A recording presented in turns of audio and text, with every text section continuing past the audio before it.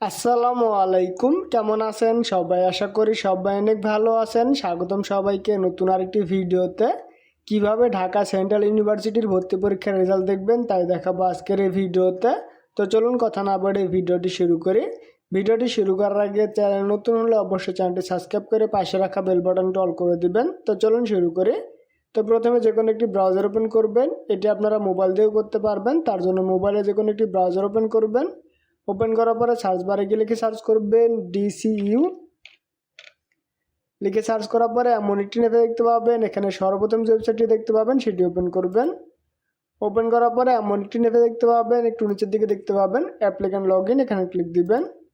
Click দেওয়ার পরে এমন একটি নেপে দেখতে পাবেন, এখানে দেখতে পাচ্ছেন log in with serial number. এখানে আপনার অ্যাপ্লিক্যান্ট সিরিয়াল নাম্বারটি দিবেন, এখানে পাসওয়ার্ড দিবেন, তারপরে এখান থেকে লগ ইন বাটনে ক্লিক দিবেন।